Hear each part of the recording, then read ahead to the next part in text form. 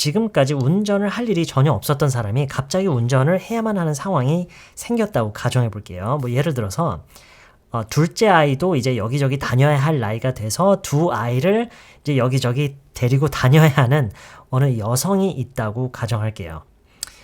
그래서 운전면허증을 취득하고 자가용까지 구매를 했어요. 이제 막 면허증을 취득한 사람. 비록 차가 있어도 아직 혼자서는 무리죠. 근데 이 사람한테는 언니가 있어요. 이 언니가 운전 경력이 아주 많고 운전을 아주 잘해요. 그래서 이 사람이 그 언니에게 부탁을 해서 그 언니가 연수를 시켜주기를 해요. 자, 이제 연수가 시작이 되는데 이 아이 엄마는 뭐부터 배우면 좋을까요? 혼자서 앞으로 혼자서 문제없이 잘 운전을 하기 위해서는 이분은 뭐부터 배우면 좋을까요? 일반 도로 주행? 고속도로 주행? 아니면 주차? 뭐부터 배우면 될까요? 여러분, 지금 무슨 생각하고 계세요?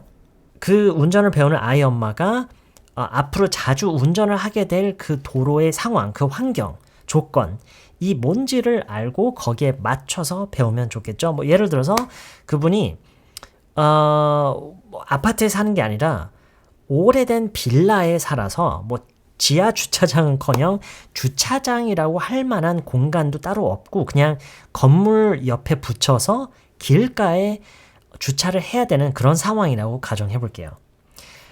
뭐 공간은 충분히 있는데 뭐 전면 주차, 후면 주차 이런 거 못하고 평행 주차를 해야 돼요.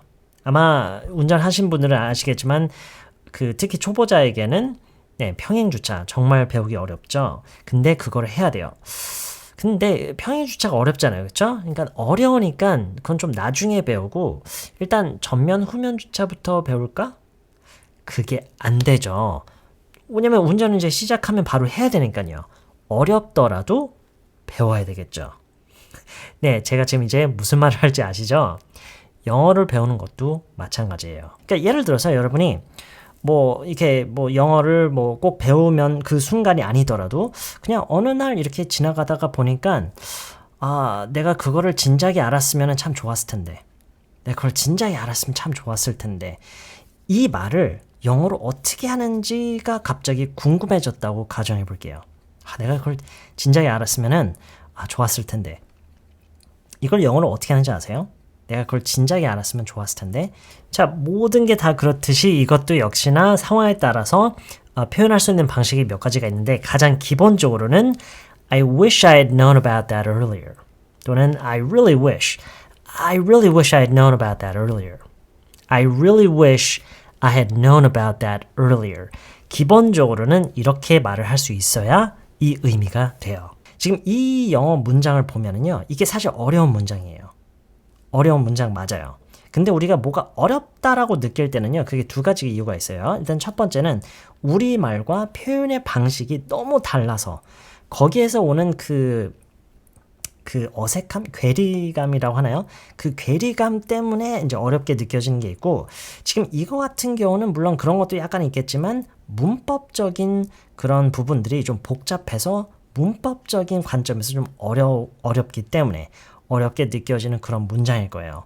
근데 그렇다고 해서 여러분이 이거를 영어로 어떻게 하지? 라고 궁금했던 거를 덮어두면 안 된다는 거예요.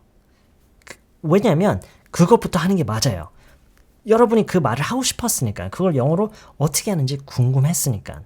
궁금했던 건데 이거 문법 좀 어려운 거예요. 이건 나중에 배우시면 돼요. 그거는 진짜 아니에요. 절대로 그래서는 안 돼요. 여러분이 궁금했고 어떤 말을 영어로 하고 싶었어요. 그거를 배우면 돼요. 시간이 좀 걸려도 그거를 배우는 게 맞아요. 지금 내가 하고 싶은 말, 지금 내가 필요한 건데 이거는 문법이 좀 어려운 거니까 나중에 배운다고요? 아까 그 운전하는 여성이요. 평행주차가 지금 필요한 건데 어려운 거니까 나중에 배운다고요? 내가 영어를 배우는데 내가 영어를 하고 싶은 말을 우선적으로 배우는 게 아니라 그냥 문법적인 난이도에 의해서 그렇게 체계적으로 블록을 쌓듯이 배운다고요? 그런 식으로 배우는 거는 어떤 전문 기술을 배우는 거죠. 뭐 의술이나 뭐 건축 같은 거를 이제 그런 전문 지식이나 전문 기술을 배우는 거를 그런 식으로 하는 거죠. 근데 언어는요, 운전, 뭐 요리 이런 것처럼 우리가 그냥 제가 늘 얘기하잖아요. 일상적으로 그냥 누구나 살면서 그냥 자연스럽게 터득할 수 있는 그런 거예요. 전문 기술이 아니라고요. 그렇기 때문에 영어는 자연스럽게 배울 필요가 있어요. 내가 말하고 싶은 것들 이런 게 기준이 돼야 돼요. 그래서 제가 좀 전에 얘기했던 게 뭐부터 배우는지 그 순서에 대한 기준은 본인 자신이어야 돼요. 내가 원하는 거, 내가 하고 싶은 말, 고로 내 일상에서 하는 말들. 나는 평소에 뭘 하고 뭘 안 하고 어제 뭘 했고 뭘 하고 싶었는데 못 했고 나는 앞으로 어떤 계획을 가지고 있고 뭘 이번 주에 뭘 하고 싶고 이런 나와 가까운 일상에 대한 얘기부터 할 수 있어야 당장 내일 갑자기 외국인을 만나서 대화를 하게 되면은 그런 것들을 할 수가 있는 거예요. 자, 그런 의미에서 여러분이 어떤 리스트를 가지고 있어야 되냐면요. 이미 갖고 계시는 분들이 계실지도 모르겠지만 아마 대부분이 없으실 거라는 생각이 들어요. 근데 어떤 리스트를 가지고 있어야 되냐면 내가 영어로 하고 싶은 말의 리스트를 가지고 계셔야 돼요. 그게 많으면 많을수록 좋아요. 이 리스트를 왜 가지고 있어야 되냐면 제가 얘기했잖아요. 본인이 하고 싶은 말부터 이제 영어를 배워야 된다. 그거는 그럼 어떻게 배우죠? 내가 하고 싶은 말을 누가 알려주죠? 제가 알려주나요? 근데 제가 뭐 항상 여러분 옆에 있을 수는 없잖아요. 그러기 위해서 여러분이 리스트를 가지고 있어야 되는 거예요. 그 리스트가 어떤 역할을 하게 되냐면 책으로 그리고 강의를 통해서 이제 공부를 하면서 여러 가지 어휘, 표현들, 문법을 많이 공부하잖아요. 그 학습에 대한 목적을 가지게 해줘요. 그 리스트가. 내가 이거를 그냥 막연하게 그냥 배우는 게 아니라 이 말들을 내가 영어로 할 수 있게끔 해주는 것들을 배우는 거예요. 그걸 이게 연결을 시킬 생각을 가지고 배우는 거죠. 물론 그때 바로바로 내가 하고 싶은 말을 다 완벽하게 알려주는 사람이 늘 옆에 있으면 좋겠죠. 근데 그거는 현실적으로 불가능하다고 봐야 되겠죠.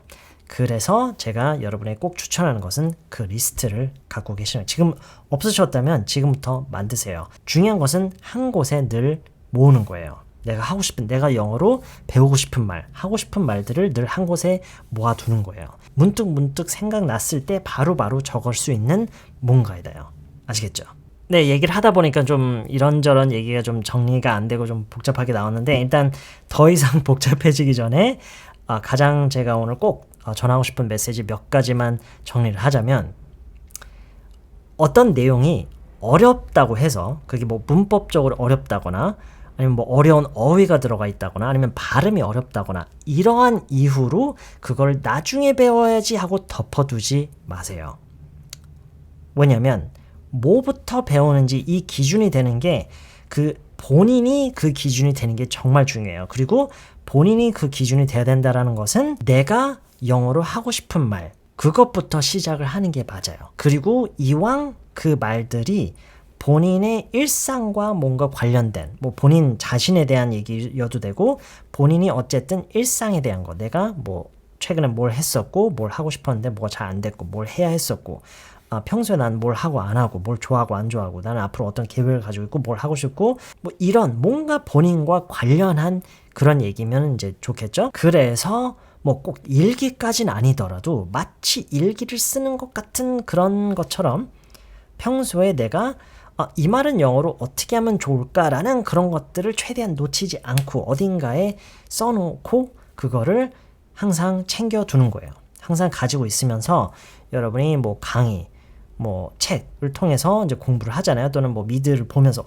왜냐면 학습은 어디에서 이루어질지 몰라요. 그냥 SNS에서 외국 사람들이 서로 주고받는 그런 댓글들을 보면서도 뭔가 배워지는 게 분명히 있을 거예요. 물론 책과 강의를 통해서 표면적으로 그냥 바로바로 배워지는 거 다 좋아요. 다 좋지만 거기에 추가로 내가 하고 싶은 말들을 이렇게 가지고 있으면서 그런 공부의 어떤 목적 의식을 부여시켜주는 그런 역할을 해줄 수 있는 좋은 그런 도구가 될 수가 있어요.